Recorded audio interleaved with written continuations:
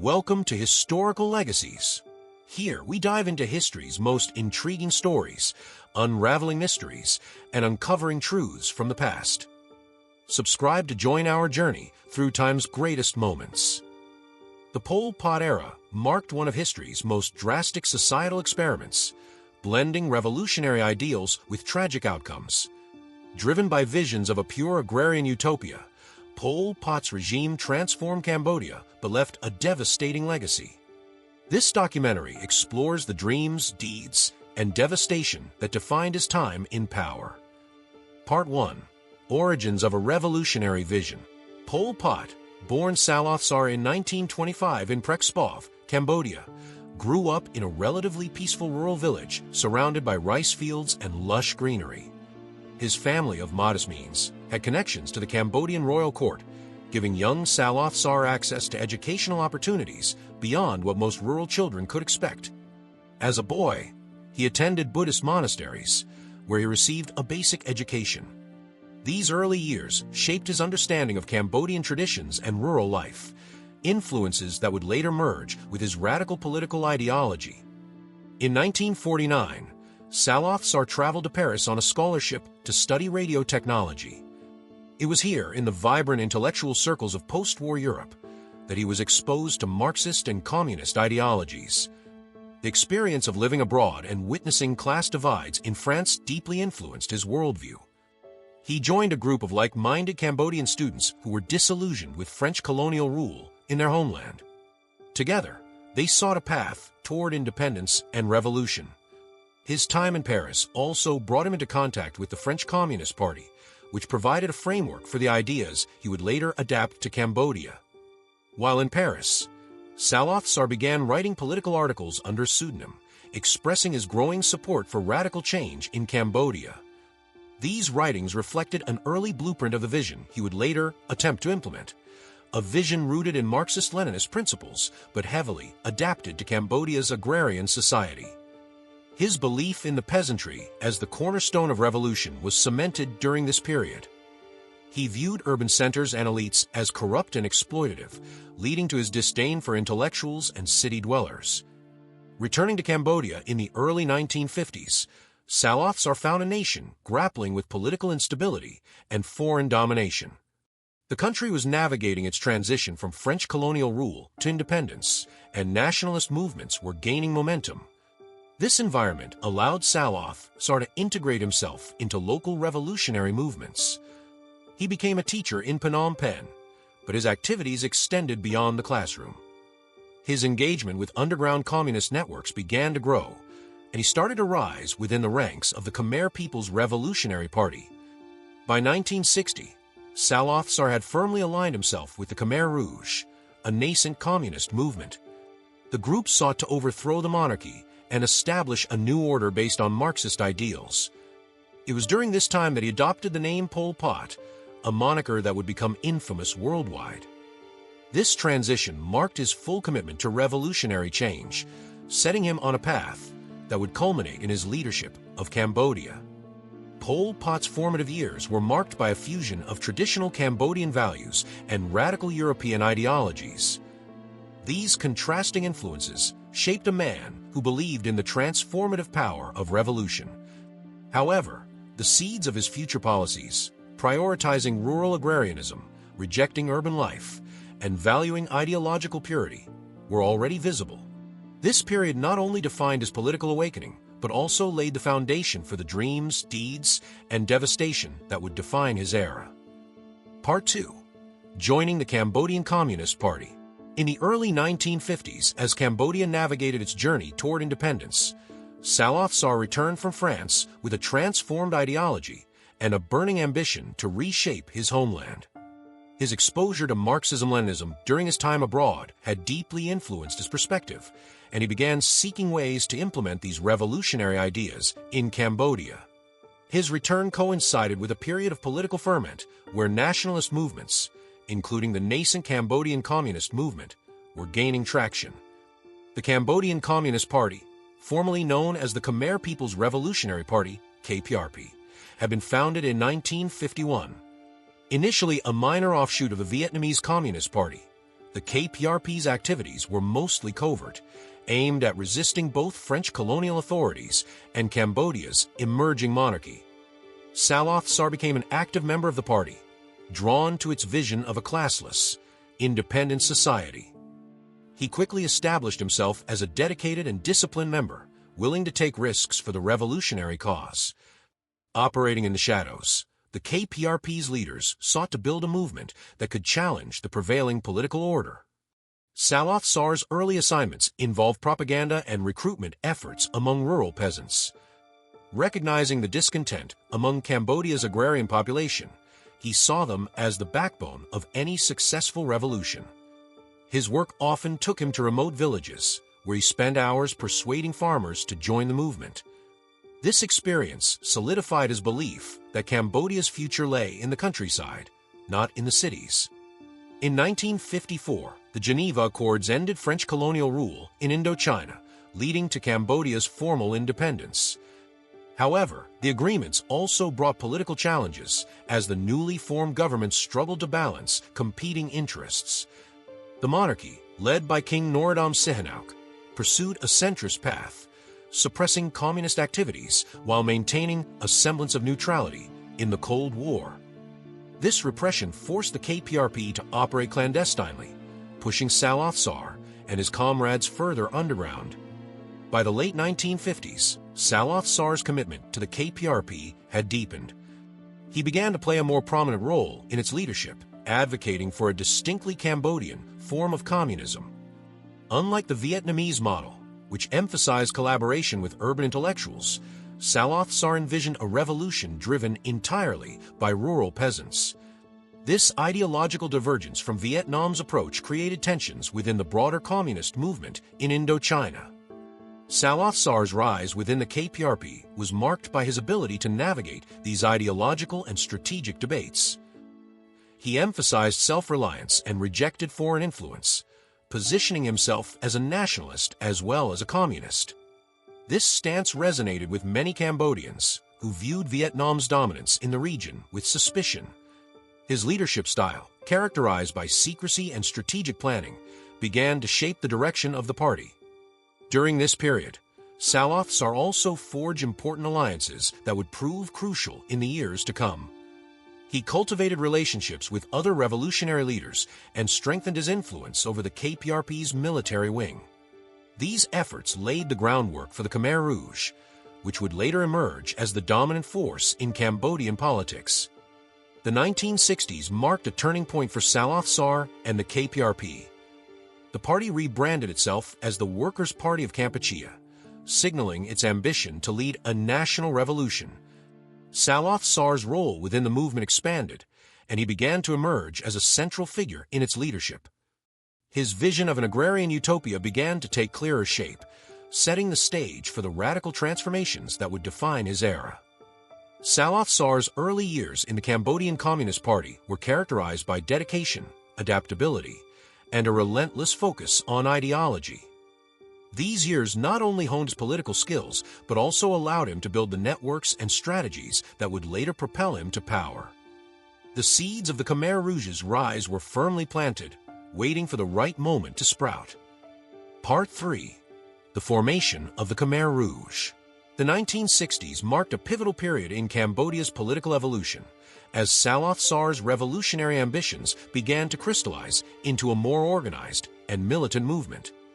The rebranding of the Cambodian Communist Party as the Workers' Party of Kampuchea, WPK, in 1960 symbolized this transition. Saloth Sar's growing influence within the party allowed him to shape its ideology and direction, emphasizing a uniquely Cambodian path to communism. This path would soon evolve into the Khmer Rouge, a guerrilla force that would redefine the nation's history. The term Khmer Rouge was first coined by King Norodom Sihanouk to describe the growing communist insurgency. Initially a derogatory label, it became synonymous with the radical faction led by Saloth Sar and his closest allies. During these early years, the movement operated in secrecy, relying on underground networks and rural support. The WPK leadership worked tirelessly to recruit members from Cambodia's impoverished countryside, where dissatisfaction with the monarchy's policies was widespread. The political landscape of Cambodia in the 1960s provided fertile ground for the growth of the Khmer Rouge. King Sihanouk's regime, though popular in urban centers, faced criticism from rural communities that felt neglected and exploited. Peasants burdened by high taxes and limited access to resources were drawn to the promises of equality and justice offered by the Khmer Rouge. Saloth Sar and his comrades capitalized on these grievances, portraying themselves as champions of the oppressed. The escalation of the Vietnam War further fueled the rise of the Khmer Rouge. As North Vietnamese forces sought refuge in Cambodia, U.S. military operations, including extensive bombing campaigns, devastated the Cambodian countryside. These actions displaced thousands of villagers, creating a pool of potential recruits for the Khmer Rouge. Saloth Sar skillfully used the chaos to position his movement as a defender of Cambodian sovereignty against foreign aggression. By 1966, Saloth Sar had fully consolidated his leadership within the WPK.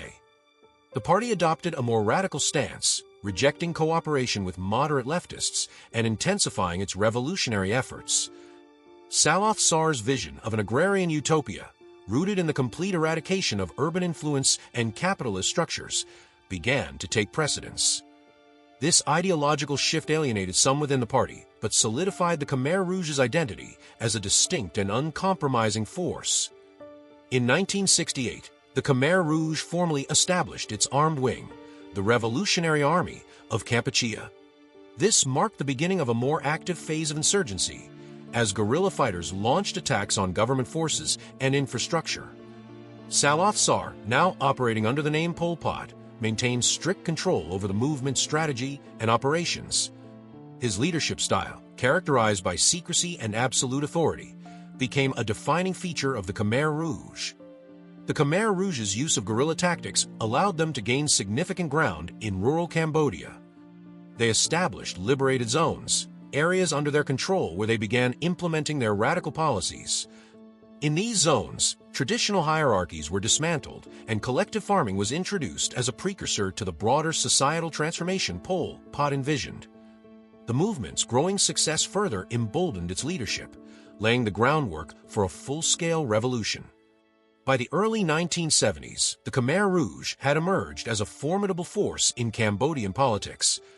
The U.S.-backed coup against King Sihanouk in 1970, which established the Lon Nol government, further polarized the nation. Pol Pot and the Khmer Rouge allied with Sihanouk, leveraging his influence to rally support among rural communities. This alliance, though temporary, significantly boosted the Khmer Rouge's legitimacy and recruitment efforts.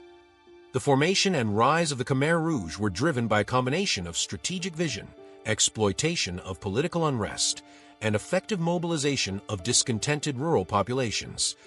Under Pol Pot's leadership, the movement evolved from a clandestine organization into a powerful insurgency poised to reshape Cambodia's future. The stage was set for the Khmer Rouge to take control, initiating one of the most dramatic and devastating experiments in social engineering in modern history. Part 4. The Fall of Phnom Penh. April 17, 1975, marked a turning point in Cambodian history as the Khmer Rouge entered Phnom Penh, bringing an end to years of civil war. The fall of Phnom Penh signaled not only the collapse of the U.S.-backed Lon Nol government, but also the beginning of a radical transformation under the leadership of Pol Pot. The event was celebrated by many as a moment of liberation, but the jubilation was short-lived. The Khmer Rouge, led by Pol Pot, declared the dawn of Year Zero, symbolizing a complete societal reset. The new regime sought to dismantle Cambodia's past, including its monarchy, religion, education system, and any traces of foreign influence. Phnom Penh, once the vibrant heart of Cambodian society, became a focal point of this transformation.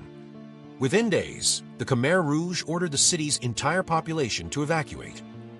The evacuation of Phnom Penh was justified as a temporary measure to protect citizens from an impending U.S. bombing campaign, a claim that turned out to be false. Residents were forced to leave their homes with little notice, carrying only what they could manage. Families were separated, and those unable to travel, including the elderly and the sick, were left behind. The streets of Phnom Penh, once bustling with activity, became eerily silent as columns of people marched toward the countryside. The exodus was not limited to Phnom Penh.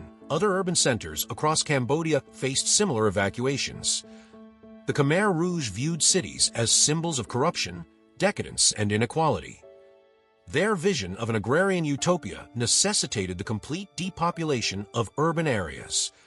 Intellectuals, professionals, and city dwellers were particularly targeted, as they were seen as threats to the regime's ideological purity. For many, the journey from Phnom Penh to the countryside was grueling. Families walked for days or weeks under the harsh sun, with limited access to food, water, or medical care. Those who failed to comply with the evacuation orders or showed signs of resistance were executed on the spot. The Khmer Rouge's ruthless enforcement of its policies instilled fear among the population, setting the tone for the years to come. Once in the countryside, evacuees were assigned to collective farms and forced labor camps. These camps were designed to implement the regime's vision of self-sufficiency, with every individual contributing to agricultural production. The transition was particularly harsh for urban residents, many of whom had no experience with farming. The Khmer Rouge's policies of communal living and constant surveillance further eroded personal freedoms, leaving people isolated and vulnerable. Pol Pot's vision of Year Zero extended beyond physical displacement. It was an attempt to erase Cambodia's cultural and historical identity. Schools, hospitals, and religious institutions were shut down or repurposed. Books, artworks, and other cultural artifacts were destroyed. Buddhism, which had been central to Cambodian life, was banned, and monks were defrocked or executed. The Khmer Rouge sought to replace these institutions with their own revolutionary ideology, enforced through indoctrination and propaganda.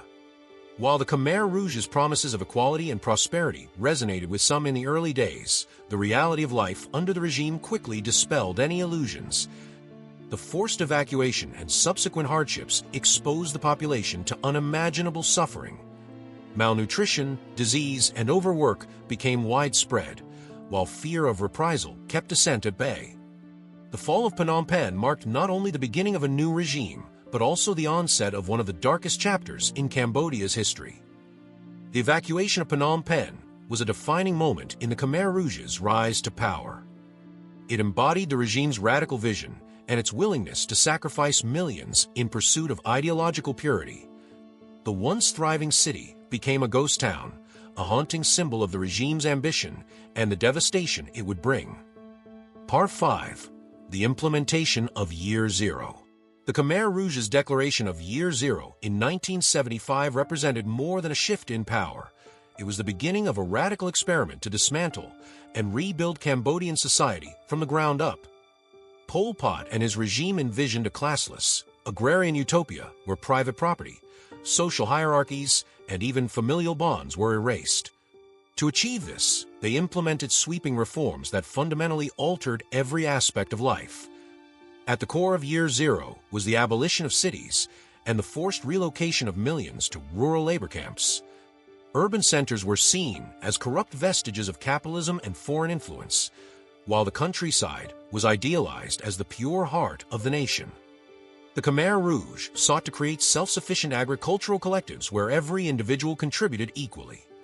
This vision demanded the complete destruction of pre-existing societal structures. Money, markets, and private ownership were outlawed. Currency became meaningless, and barter systems replaced traditional economic exchanges. Families were separated, with men, women, and children assigned to different work brigades. These collectives were highly regimented, with strict quotas for agricultural production. Despite the regime's emphasis on equality, workers faced constant surveillance and harsh punishments for perceived disobedience or underperformance. The Khmer Rouge also targeted Cambodia's cultural and intellectual heritage. Schools, universities, and libraries were shut down, and intellectuals were branded as enemies of the state. Teachers, doctors, artists, and anyone associated with the former regime were singled out for execution. Even wearing glasses, a symbol associated with intellectualism, could be a death sentence. The regime's goal was to eliminate any potential threat to its ideological purity. Religion, too, was systematically eradicated. Buddhism, the dominant faith in Cambodia, was declared incompatible with the Khmer Rouge's revolutionary ideals. Monasteries were destroyed, and monks were defrocked or executed. Religious practices were banned, and temples were often repurposed as storage facilities or interrogation centers. This cultural purge extended to other traditions and practices, leaving a void in the spiritual lives of many Cambodians. Life in the labor camps was brutal and dehumanizing. Workers were subjected to long hours of backbreaking labor under extreme conditions. Food rations were minimal, often consisting of watery rice gruel, leading to widespread malnutrition and starvation. Disease spread rapidly in the camps, exacerbated by the lack of medical care and unsanitary conditions. The Khmer Rouge's emphasis on productivity over human welfare resulted in countless preventable deaths. The regime's propaganda machine worked tirelessly to justify these measures. Radio broadcasts, slogans, and indoctrination sessions promoted the idea that sacrifices were necessary for the greater good. The Khmer Rouge portrayed themselves as the protectors of Cambodia's sovereignty, blaming foreign powers and internal enemies for the country's struggles. This narrative, however, could not mask the growing discontent among the population. Despite its idealistic rhetoric, the Khmer Rouge's implementation of Year Zero was marked by inefficiency, paranoia, and brutality. Agricultural production often fell short of quotas due to unrealistic expectations and poor planning. The regime's distrust of experienced professionals and reliance on untrained workers further undermined its goals. Instead of fostering unity, the policies of Year Zero created an atmosphere of fear, mistrust, and division. Year Zero was more than a policy. It was a complete reimagining of Cambodian society. However, the human cost of this experiment was staggering. Millions were uprooted from their homes, stripped of their identities, and subjected to unimaginable suffering. The dream of a utopian society quickly gave way to a nightmare that would define Cambodia's darkest era. Part 6. The Killing Fields.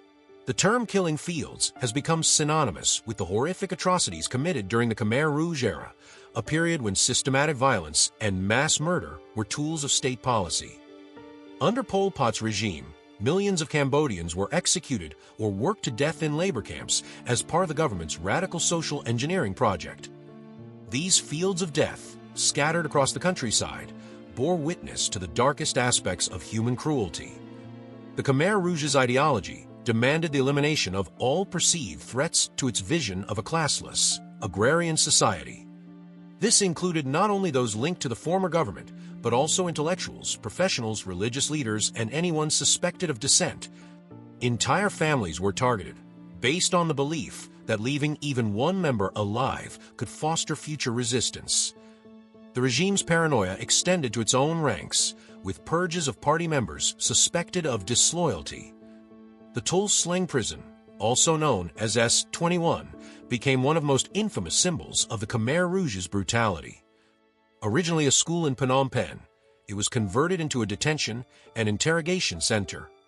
Thousands of prisoners passed through its gates, subjected to torture until they confessed to crimes they often did not commit. These confessions were used to justify executions, which were carried out at nearby killing sites. Choang Ek, located just outside Phnom Penh, is one of the most well-known killing fields. Here, prisoners from S-21 were transported for execution. To conserve ammunition, the Khmer Rouge used crude methods such as clubs, machetes, and farming tools to kill their victims. Mass graves were dug to dispose of the bodies, many of which remain uncovered to this day. The silence of these fields is a haunting reminder of the lives lost. Beyond these prominent sites, thousands of similar killing fields existed across Cambodia. Villages were forced to dig their own mass graves, often not knowing they would soon occupy them. The Khmer Rouge's soldiers, many of them young and indoctrinated, carried out these executions without question. Propaganda and fear ensured their obedience, even when faced with the brutality of their actions. The scale of the killings was staggering. Estimates suggest that between 1.7 and 2 million people died during the Khmer Rouge's rule, roughly a quarter of Cambodia's population at the time. Causes of death included execution, starvation, disease, and exhaustion from forced labor. The regime's emphasis on secrecy and the destruction of records has made it difficult to determine the exact number of victims. Survivors of the killing fields often describe the psychological toll of the Khmer Rouge's reign. Families were torn apart, and many witnessed the deaths of loved ones. The constant threat of violence created an atmosphere of fear and mistrust, with neighbors and even family members sometimes turning against each other to avoid suspicion. These experiences left deep scars that continue to affect Cambodian society today. The killing fields are not just a tragic chapter in history, but also a reminder of the dangers of unchecked power and ideology. In the years following the Khmer Rouge's fall, efforts have been made to preserve these sites as memorials and places of learning. Choang Ek, for instance, now features a memorial stupa filled with the skulls of victims, serving as a stark visual representation of the genocide. Such memorials are crucial for ensuring that the atrocities of the past are not forgotten. The impact of the killing fields extends beyond Cambodia, serving as a global symbol of the consequences of political extremism and dehumanization. The international community has since worked to bring justice to the victims, with trials for Khmer Rouge leaders continuing decades after the regime's fall. However, no tribunal or memorial can fully capture the magnitude of the suffering endured. The killing fields are solemn testament to the resilience of the human spirit in the face of unimaginable horror. They stand as a reminder of the importance of vigilance against tyranny and the enduring need for compassion and justice in the modern world. Part 7. The Collapse of the Khmer Rouge. The fall of the Khmer Rouge regime in January 1979 marked the end of a reign of terror that had devastated Cambodia. This collapse was precipitated by a combination of internal dissent, economic failures, and external military intervention. Despite its efforts to create a self-sufficient and ideologically pure state, the regime's policies led to widespread suffering and ultimately its undoing. One of the most significant factors leading to the Khmer Rouge's collapse was the growing resistance among Cambodians. Forced labor, starvation, and relentless persecution had left the population physically and emotionally broken. Even within the Khmer Rouge, dissatisfaction simmered as lower-ranking members grew disillusioned with the leadership's paranoia and purges. The regime's inability to maintain loyalty within its ranks weakened its grip on power. At the same time, Cambodia's relationship with its neighbors deteriorated, particularly with Vietnam. The Khmer Rouge's aggressive border policies and attacks on Vietnamese villages escalated tensions between the two nations. Pol Pot's belief that Vietnam sought to dominate Cambodia fueled these hostilities, prompting the Khmer Rouge to adopt an increasingly militaristic stance.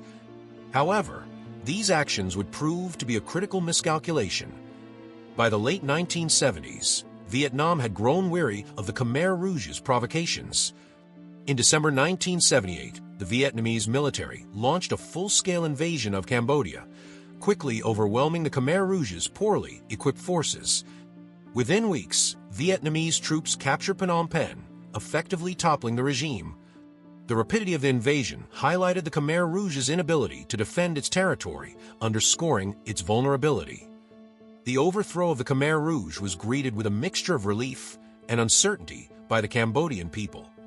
Many saw the arrival of Vietnamese forces as a liberation from years of suffering. However, the presence of a foreign military power also raised concerns about Cambodia's sovereignty. In the months that followed, a new government, backed by Vietnam, was established to rebuild the nation. Despite its collapse, the Khmer Rouge did not disappear entirely. Pol Pot and his loyalists retreated to remote regions near the Thai border, where they regrouped and continued to wage a guerrilla insurgency. For years, they maintained control over isolated areas, supported by external aid from nations wary of Vietnam's influence in Southeast Asia. The Cold War dynamics of the time allowed the Khmer Rouge to persist as a destabilizing force. The international response to the Khmer Rouge's fall was complex and often controversial. While Vietnam's intervention ended the genocide, it was condemned by some countries as a violation of Cambodia's sovereignty. This led to a fragmented international approach, with certain nations recognizing the Khmer Rouge as Cambodia's legitimate government in exile. The geopolitical tensions of the era further complicated efforts to address the atrocities committed. The collapse of the Khmer Rouge left Cambodia in a state of devastation. The country's infrastructure was in ruins, its population decimated, and its economy on the brink of collapse. Efforts to rebuild were hindered by the lingering presence of Khmer Rouge forces and the challenges of navigating a politically divided landscape. The scars of the regime's rule were deeply etched into the fabric of Cambodian society. In the decades that followed, the Khmer Rouge gradually lost its relevance as internal divisions and defections eroded its strength. By the late 1990s, the remaining leadership faced trials for their crimes, marking a significant step toward justice. Pol Pot himself died in 1998, evading formal accountability for the atrocities committed under his rule. The fall of the Khmer Rouge was a turning point, but the process of healing and rebuilding remains ongoing. The collapse of the Khmer Rouge serves as a reminder of the fragility of power built on oppression and fear. It underscores the importance of resilience, justice, and collective memory in the face of unimaginable tragedy. Cambodia's journey from devastation to recovery continues to inspire efforts to prevent such horrors from recurring. Part 8. Cambodia's long road to recovery.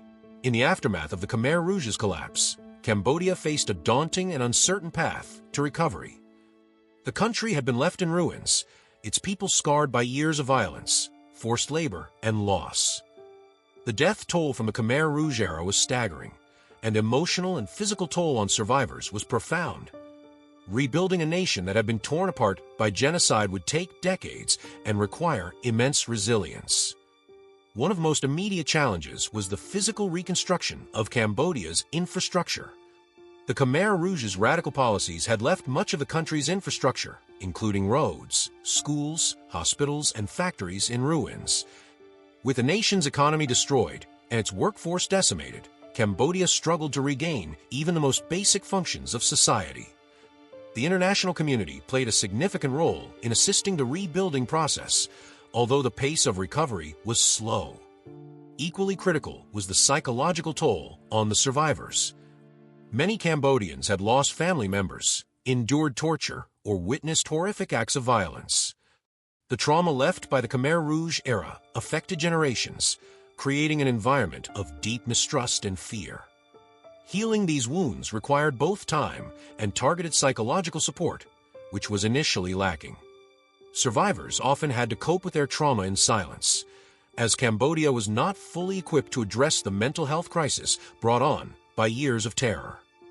In the political sphere, Cambodia faced the difficult task of establishing a stable and inclusive government. The fall of the Khmer Rouge had led to the establishment of a Vietnamese-backed regime, which was initially unpopular due to its foreign influence. However, Cambodia had little choice but to work with this new government as it began the process of recovery. The years following the Khmer Rouge's collapse were marked by political instability, as factions within the country fought for control and legitimacy. A major step toward peace came in the early 1990s, when Cambodia's political situation took a turn toward reconciliation. The United Nations intervened to oversee elections, bringing international attention to the situation and helping to broker a peace agreement between rival factions. This agreement led to the formation of a new coalition government, which allowed for the return of refugees and the beginning of post-war reconstruction. Though the process was fraught with setbacks, it marked the first real steps toward long-term peace and stability. One of the critical aspects of recovery was justice for the victims of the Khmer Rouge regime. While the trials of senior Khmer Rouge leaders were delayed for decades, the eventual creation of the extraordinary chambers in the courts of Cambodia, ESC, in 2006 represented a significant step in seeking justice for the atrocities committed.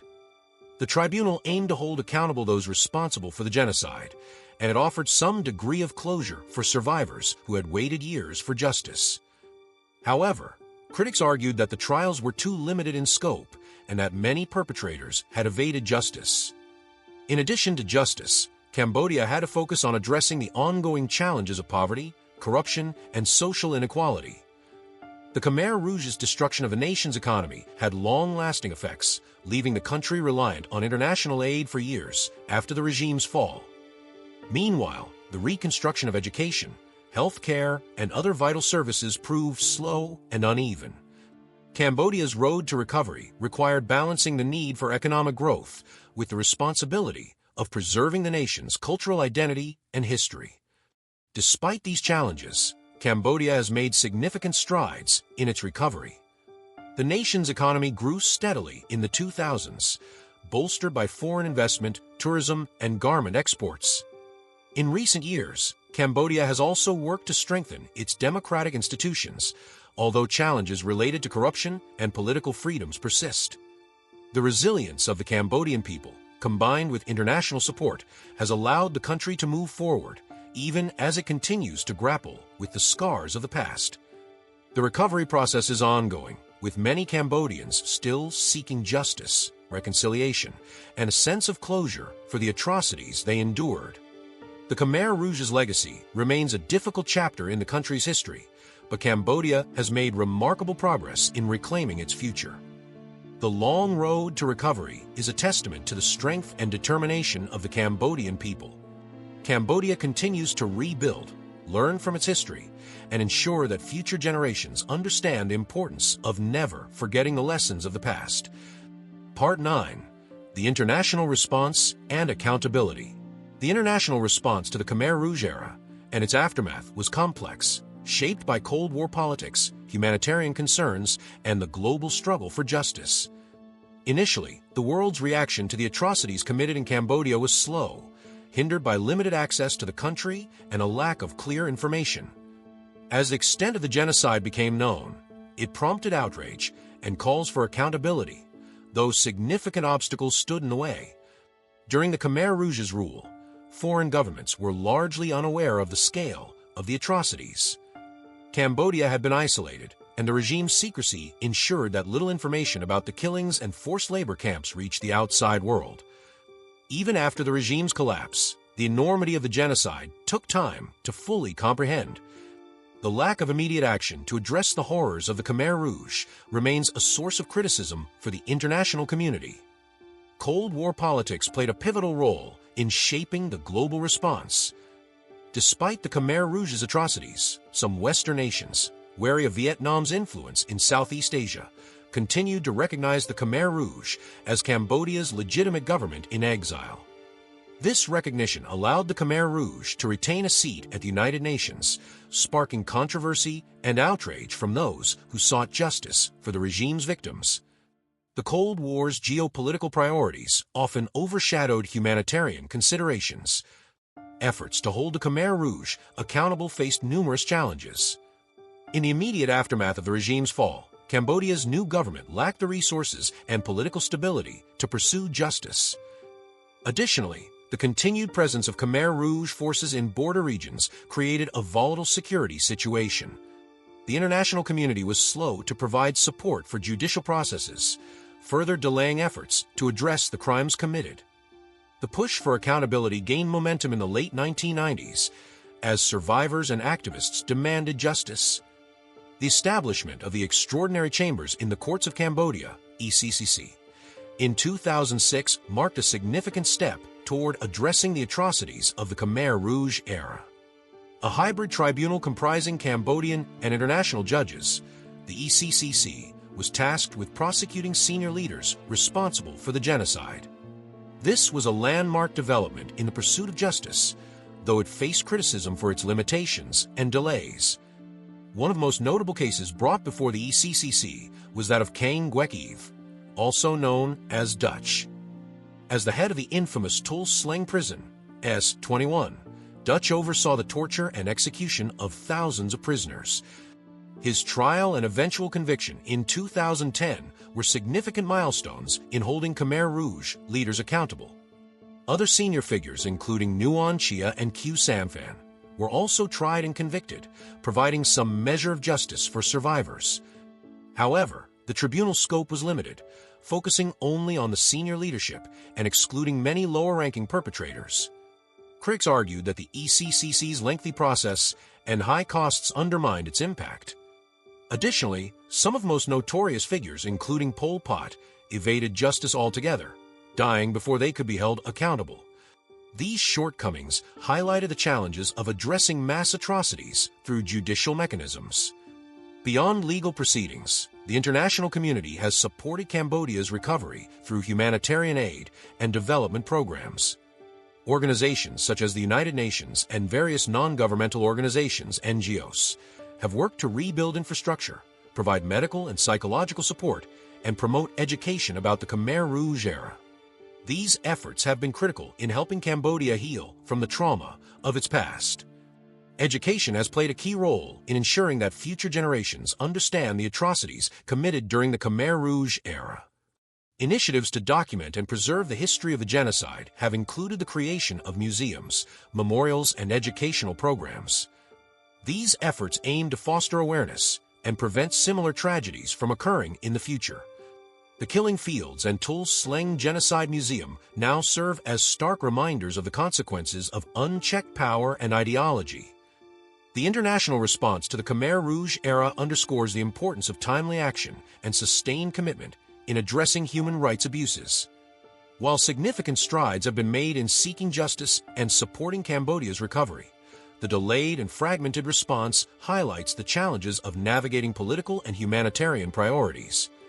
Cambodia's journey demonstrates the necessity of global vigilance in preventing and addressing atrocities, ensuring that the lessons of history are not forgotten. Part 10. Rebuilding National Identity. The collapse of the Khmer Rouge regime in 1979 left Cambodia not only physically devastated, but also grappling with the erosion of its national identity. Pol Pot's radical policies had targeted the very fabric of Cambodian society, dismantling cultural, religious, and intellectual traditions that had defined the nation for centuries. Reclaiming and rebuilding this identity became a critical part of Cambodia's long journey toward recovery. Under the Khmer Rouge, traditional Cambodian culture was systematically attacked. The regime viewed religion, art, and education as remnants of a corrupt past that needed to be eradicated. Temples, monasteries, and cultural landmarks were destroyed, while monks, artists, and intellectuals were executed or forced to abandon their practices. The loss of these cultural institutions left a void that would take generations to fill. The Khmer Rouge sought to replace this heritage with an ideology rooted in Marxist-Leninist principles, stripping Cambodia of its unique identity. Rebuilding national identity required the revival of cultural traditions that had been suppressed or destroyed. Buddhist practices, which had been central to Cambodian life for centuries, began to re-emerge in the post-Khmer Rouge era. Monasteries were rebuilt, and monks once again played a vital role in communities, offering spiritual guidance and a sense of continuity with the past. The resurgence of Buddhism was not only a religious revival, but also a means of healing for a society scarred by years of violence. In addition to religious practices, Cambodia worked to restore its artistic heritage. Traditional forms of dance, music, and visual arts, many of which had been nearly wiped out during the Khmer Rouge period, were painstakingly revived. The Royal Ballet of Cambodia, a cornerstone of the nation's cultural identity, was re-established, and efforts were made to train a new generation of artists. These initiatives served not only to preserve Cambodia's rich cultural history, but also to inspire a sense of pride and resilience in its people. Education also played a pivotal role in rebuilding Cambodia's national identity. The Khmer Rouge's policies had decimated the country's education system, targeting teachers and intellectuals in their purges. In the years following the regime's collapse, rebuilding schools and universities became a priority. This process was slow and fraught with challenges, as the nation struggled to address the shortage of qualified educators and resources. Nevertheless, education became a cornerstone of efforts to empower future generations and instill a sense of national unity. Preserving the memory of the Khmer Rouge era was another critical aspect of rebuilding Cambodia's identity. The establishment of memorials, museums, and documentation centers ensured that the atrocities committed would not be forgotten. Sites like the Killing Fields and the Tul Sleng Genocide Museum became powerful symbols of remembrance and education. These efforts were essential in fostering a collective understanding of Cambodia's history and preventing the repetition of such horrors. International support was instrumental in helping Cambodia rebuild its identity. Organizations and governments from around the world contributed to cultural preservation and education initiatives. UNESCO designated several Cambodian sites, including Angkor Wat, as World Heritage Sites, highlighting their significance and ensuring their protection. These efforts not only helped to safeguard Cambodia's cultural heritage, but also brought global attention to the country's recovery. The resilience of the Cambodian people was a driving force behind the nation's efforts to rebuild its identity. Despite the immense challenges they faced, Cambodians demonstrated a steadfast commitment to preserving their culture and traditions. Community-led initiatives played a crucial role in revitalizing cultural practices and fostering a sense of unity. Through festivals, ceremonies, and daily traditions, Cambodians found ways to reconnect with their past while forging a path toward the future. Rebuilding national identity was not without its challenges. The scars of the Khmer Rouge era remain deeply etched into the collective memory of the Cambodian people. Economic hardships, political instability, and the lingering presence of Khmer Rouge insurgents all posed obstacles to cultural and social renewal. However, the determination to reclaim and celebrate Cambodia's heritage proves stronger than these challenges. Today, Cambodia stands as a testament to the enduring power of cultural resilience and national pride. The revival of religious practices, the restoration of artistic traditions, and the preservation of historical memory have all played a role in shaping the nation's identity in the wake of unimaginable loss. Cambodia's journey reminds the world of the importance of cultural preservation in the face of adversity. It underscores the need to honor and protect the traditions that define us as a people, even in the darkest of times. Part 11. The role of survivors in shaping the narrative. The survivors of the Khmer Rouge era played a pivotal role in preserving Cambodia's history, documenting its tragedies, and shaping the narrative of the nation's recovery. These individuals carried with them first-hand accounts of unimaginable suffering, yet their resilience became a cornerstone of Cambodia's collective memory and identity. Through their voices, the world came to understand the depth of the atrocities and enduring spirit of the Cambodian people. In the immediate aftermath of the Khmer Rouge regime, survivors faced immense challenges in recounting their experiences. The trauma of the genocide was overwhelming, and many survivors struggled with feelings of guilt, shame, and fear. In a society where nearly everyone had lost loved ones or endured suffering, speaking openly about these experiences was fraught with difficulty.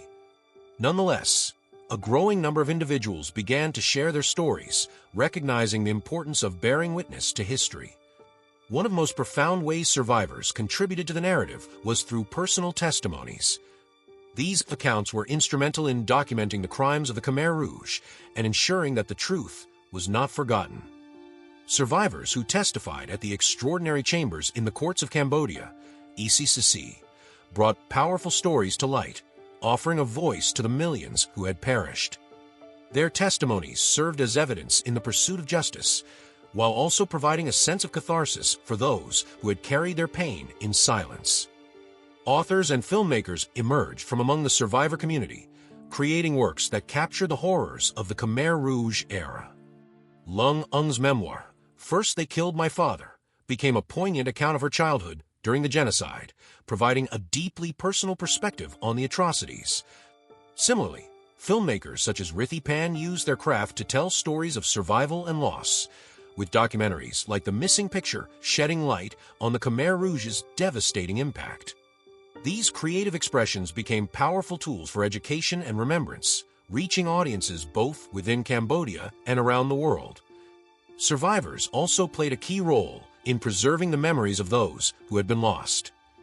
Many worked to establish memorials and museums dedicated to the victims of the genocide. Sites like the Killing Fields and the Tul Sleng Genocide Museum stand as enduring reminders of the regime's brutality, while also serving as spaces for reflection and learning. Survivors contributed artifacts, photographs, and personal accounts to these institutions, ensuring that future generations would understand the full scope of the Khmer Rouge's crimes. Education became another vital avenue for survivors to shape the narrative. Many dedicated themselves to teaching younger generations about the atrocities and the resilience of the Cambodian people. By sharing their stories in classrooms and community settings, survivors ensured that the lessons of the Khmer Rouge era would not be forgotten. Their efforts helped to foster a sense of national identity rooted in both remembrance and hope, empowering younger Cambodians to learn from the past while building a brighter future.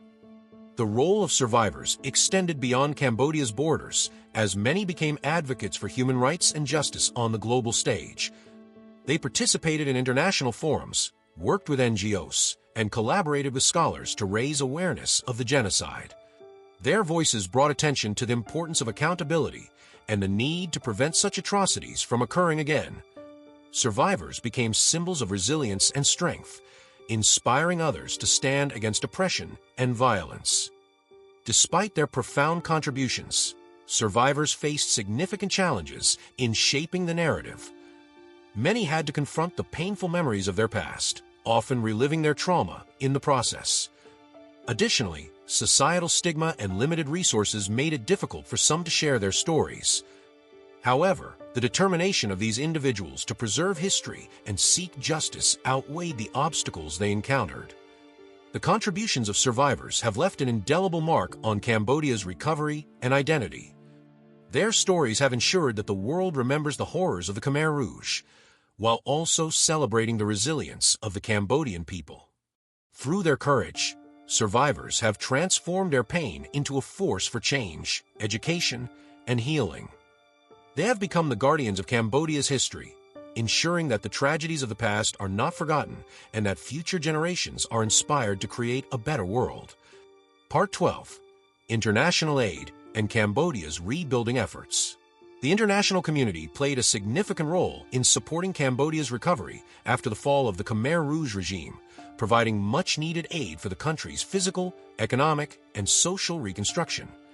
In the aftermath of the genocide, Cambodia was left in ruins, with shattered infrastructure, widespread poverty, and a severely disrupted workforce. The country's human capital had been decimated, and its institutions were left in disarray, making external assistance essential for rebuilding the nation. Initially, international aid focused on immediate humanitarian relief, addressing the most urgent needs of the Cambodian population. Thousands of survivors were left displaced and vulnerable, many living in temporary shelters or in areas that had been ravaged by the Khmer Rouge's policies. The United Nations and various NGOs mobilized to provide food, medical care, and essential supplies, helping to alleviate some of the suffering caused by the genocide. This aid was critical in preventing further loss of life and in stabilizing the country as it began to rebuild. In addition to emergency relief, the international community provided financial and technical support for the rebuilding of Cambodia's infrastructure. Roads, bridges, schools, and hospitals were among the first priorities for reconstruction, and international donors contributed billions of dollars to these efforts. Much of the financial aid came from countries such as Japan, the United States, and European nations, as well as multilateral organizations like the World Bank and the International Monetary Fund. These investments in infrastructure were vital for restarting Cambodia's economy and improving the quality of life for its citizens. Education was another key area of focus for international aid. The Khmer Rouge had severely undermined Cambodia's education system, and there was an urgent need to train teachers and rebuild schools. International organizations, in partnership with the Cambodian government, worked to restore the educational infrastructure by building new schools, providing textbooks, and establishing teacher training programs. These efforts aim not only to restore education, but also to foster national unity and provide the tools for future generations to contribute to Cambodia's development. In addition to physical reconstruction, international aid supported the rebuilding of Cambodia's social fabric. Trauma from the Khmer Rouge era ran deep, and many survivors struggled with emotional and psychological scars. International organizations work to provide mental health services and community-based support systems to help individuals cope with the trauma of the genocide. Programs aimed at helping survivors, particularly those who had been tortured or lost family members, were vital in promoting healing and psychological recovery. While international aid was essential for Cambodia's recovery, it was not without challenges. One significant issue was the need for coordination between various aid organizations and the Cambodian government, which was still emerging from the chaos of the Khmer Rouge era. In some cases, aid was slow to reach the people who needed it most, and there were concerns about corruption and mismanagement of resources. However, over time, Cambodia's government grew more capable of managing international aid, and partnerships between international donors and local organizations became more effective. Cambodia also faced the challenge of rebuilding its political institutions. The Khmer Rouge's years of rule had left a political vacuum, and the country needed to establish a functioning government that could represent its diverse population and address the needs of its citizens. The United Nations played a key role in supporting Cambodia's political transition, organizing free and fair elections in 1993, which resulted in the formation of a new government. These elections were crucial in stabilizing the country politically, ensuring that Cambodia could begin its recovery with a legitimate leadership. One of the most important aspects of international aid was the focus on long-term development goals. Cambodia's recovery was not just about rebuilding its infrastructure, but also about fostering sustainable economic growth. Foreign investment and development assistance helped to diversify the economy, moving it beyond agriculture and into sectors such as manufacturing and tourism. Although challenges remained, such as corruption and a lack of skilled labor, Cambodia's economy began to show signs of growth, with poverty rates gradually declining over time. Despite these successes, the aid and rebuilding process was not without its critics. Some argued that international aid was too focused on short-term goals and did not sufficiently address the underlying issues of governance and corruption. There were also concerns that aid often came with strings attached, pushing Cambodia to adopt policies that may not have been in the country's best interests. Moreover, the slow pace of recovery in certain regions and the continued presence of landmines and unexploded ordnance highlighted the persistent challenges Cambodia faced in its recovery. Nonetheless, Cambodia's progress in rebuilding its infrastructure, economy, and institutions demonstrates the importance of international cooperation in times of crisis. The aid provided after the Khmer Rouge era was instrumental in stabilizing the country and providing the foundation for its future development. While challenges remain, Cambodia's journey of recovery is a testament to the resilience of its people and the transformative power of international solidarity. Part 13. Cambodia's economic growth and global integration. Following the devastation of the Khmer Rouge era, Cambodia faced the challenge of rebuilding its economy from the ground up. The agricultural sector, once the backbone of the economy, was severely weakened, and the country had limited industrial development. With international aid and support, Cambodia embarked on a path toward economic recovery, focusing on revitalizing its agricultural base while diversifying into other sectors. Initially, Cambodia's economic recovery was driven by agriculture. The Khmer Rouge had prioritized rice production for self-sufficiency, but the forced labor and genocidal policies decimated the farming population and infrastructure. After the fall of the regime, farmers had to rebuild their livelihoods from scratch, often relying on international aid for resources, seeds, and agricultural expertise. The focus on reviving agriculture helped stabilize the food supply and provide a foundation for economic recovery. In parallel with agricultural recovery, Cambodia began to diversify its economy. The tourism sector emerged as a key driver of growth, attracting visitors to the country's historical sites, such as Angkor Wat. Cambodia's rich cultural heritage and natural beauty attracted tourists from around the world, bringing in foreign currency and creating employment opportunities. Additionally, the garment industry developed rapidly, benefiting from preferential trade agreements with countries like the United States and Europe. Foreign investment played a crucial role in Cambodia's economic expansion. Global companies sought to capitalize on the country's low labor costs, leading to the establishment of manufacturing plants and export-oriented businesses. However, this rapid industrialization brought challenges, including concerns about labor rights, environmental sustainability, and equitable wealth distribution. Cambodia's government, with the support of international organizations, began implementing policies to address these concerns, ensuring that economic growth would be more inclusive.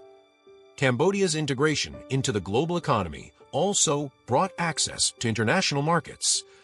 The country benefited from preferential trade agreements, such as the Everything But Arms (EBA) initiative of the European Union, which allowed duty-free access to EU markets.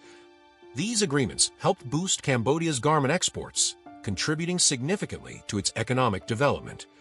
However, challenges persisted, including competition with neighboring countries and the need to maintain high labor standards in line with international expectations. As Cambodia's economy grew, efforts were made to develop its infrastructure. Roads, ports, and energy resources were expanded to support economic activities. International aid continued to play a pivotal role in this development, with organizations providing funding and technical expertise to enhance infrastructure. Furthermore, the expansion of digital technologies and access to the internet became a priority, helping businesses connect to global markets and fostering innovation. Despite these advances, Cambodia still faced significant socio-economic disparities. The benefits of economic growth were not evenly distributed across regions or communities. Rural areas, in particular, continued to lag behind urban centers in terms of development, access to services, and economic opportunities. Efforts to bridge this gap included targeted investment in rural infrastructure, education, and healthcare, though challenges remain in fully addressing the inequalities. The Cambodian government also worked on improving its governance structures to support sustainable economic development. Efforts were made to strengthen legal frameworks, fight corruption, and enhance transparency. These steps were essential for ensuring that economic growth was sustainable and benefited all segments of society. Collaboration with international bodies like the World Bank and International Monetary Fund provided additional support for reforms. Furthermore, Cambodia's engagement with regional economic associations, such as ASEAN, strengthened its position in the global economy. Regional cooperation fostered trade partnerships, investment opportunities, and knowledge sharing, helping the country navigate the complexities of global markets. As a result, Cambodia emerged as a more connected, resilient, and economically integrated nation. In conclusion, Cambodia's post-Khmer Rouge recovery journey reflects the power of economic resilience and importance of global cooperation. Through a combination of agriculture, tourism, industry, and trade, the country has made significant strides toward a more sustainable and inclusive economy. However, challenges persist, and Cambodia continues to evolve as it strives for a balanced growth path that respects both its cultural heritage and the needs of its people. Part 14. Political Stability and Future Prospects. Following the fall of the Khmer Rouge regime, Cambodia faced the immense challenge of rebuilding its political landscape. The country's experience with violence, authoritarianism, and instability left a deep scar on its governance, and ensuring long-term political stability became a critical goal for the nation's recovery. Through international assistance, democratic processes, and gradual institutional reforms, Cambodia worked toward establishing a stable political environment that could support its economic growth and social development. In 1993, Cambodia held its first democratic elections under the United Nations Transitional Authority, marking a significant milestone in the country's political recovery. The elections were hailed as a crucial step toward restoring peace and establishing a legitimate government. Although the process was complicated by political tensions and the remnants of the Khmer Rouge insurgency, the elections ultimately paved the way for a constitutional monarchy and a multi-party system. King Norodom Sihamoni, who ascended the throne in 2004, played a symbolic role in Cambodia's political recovery, representing unity and stability. Despite the progress made, Cambodia's political landscape remained deeply influenced by the legacy of its past. The Cambodian People's Party (CPP), led by Prime Minister Hun Sen, emerged as the dominant political force after the 1990s. Hun Sen, who had been a key figure in the Vietnamese-backed government that toppled the Khmer Rouge, held power for decades, with the CPP maintaining tight control over the country's institutions. While the CPP oversaw significant infrastructure development and economic growth, its long tenure was also marked by concerns over democratic backsliding, political repression, and limited space for opposition parties. Cambodia's political system has often been criticized for its lack of political pluralism and freedom of expression. Opposition parties have faced harassment, suppression, and restrictions, leading to questions about the fairness of elections and the future of democratic governance. The closure of opposition media outlets, arrests of dissidents, and restrictions on civil society groups have raised alarms about the erosion of democratic principles. However, international pressure, as well as grassroots movements, continued to push for greater political reform and accountability. While political stability was crucial for Cambodia's recovery, it also posed challenges. The concentration of power in the hands of the CPP and Prime Minister Hun Sen created a political environment where opposition parties and civil society struggled to gain influence. Political instability in the form of protests, strikes, and calls for reform has periodically disrupted governance, but the CPP's control over the military and security forces has allowed it to maintain stability. This situation has created a delicate balance between development and the desire for a more inclusive, democratic political system. Looking to the future, Cambodia faces both opportunities and challenges in maintaining political stability while advancing democratic reforms. Economic growth and regional integration have the potential to bring prosperity to the nation, but Cambodia must address the concerns of its citizens regarding governance, human rights, and freedom of expression. As the country continues to integrate into the global community, it will need to navigate the pressures of modernization while preserving its unique cultural identity and ensuring political openness.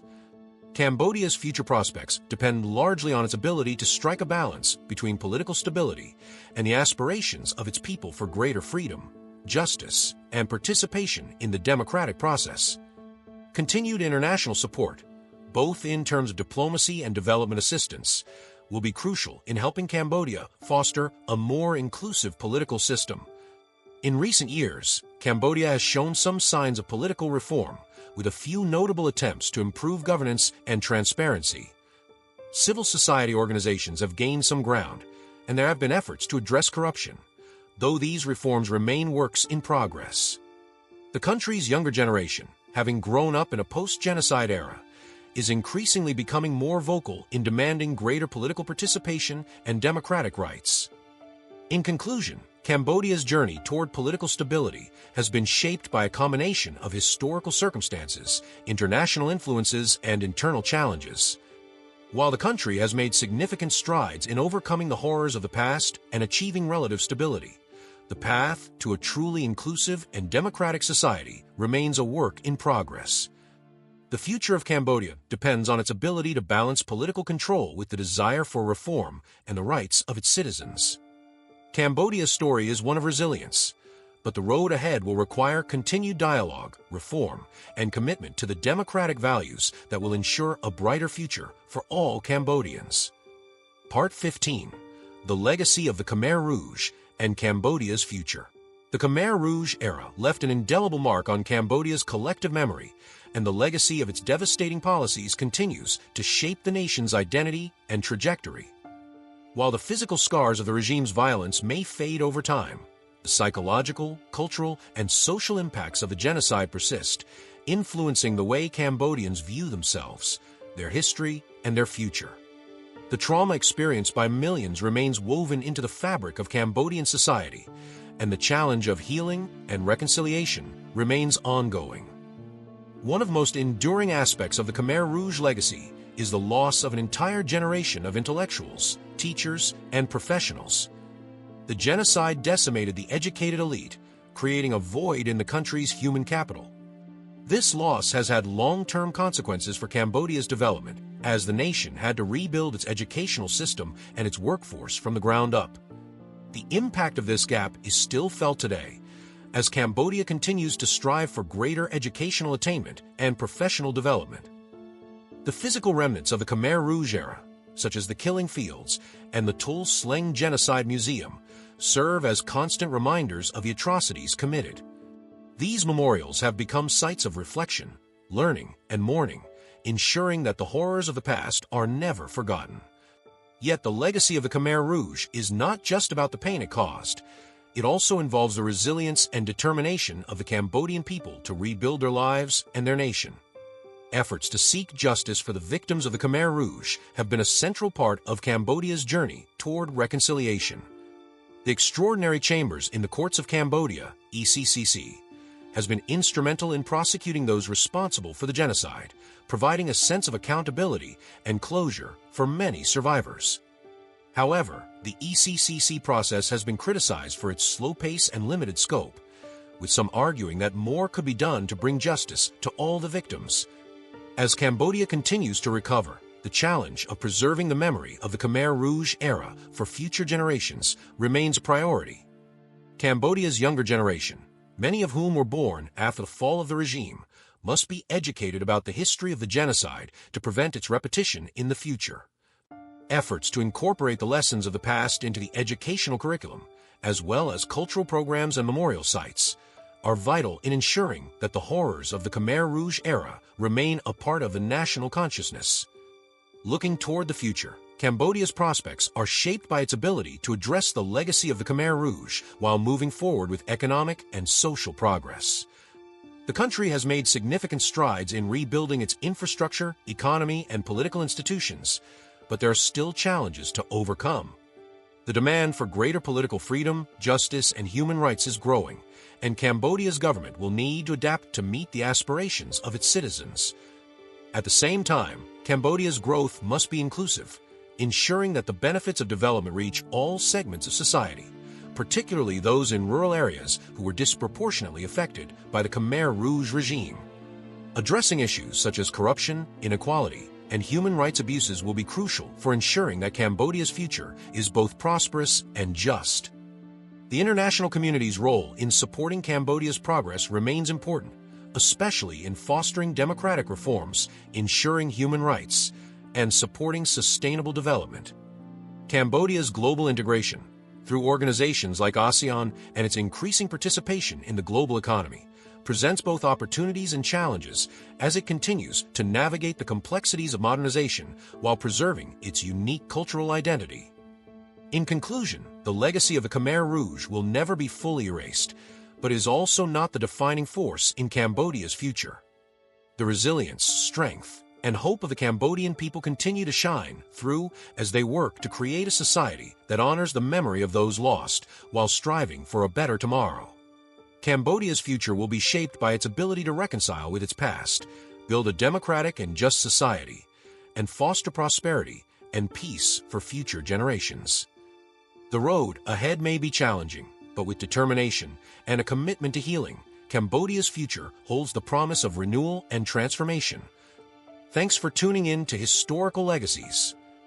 If you enjoyed this dive into history, please like, subscribe, and share. Join us next time for more fascinating stories from the past.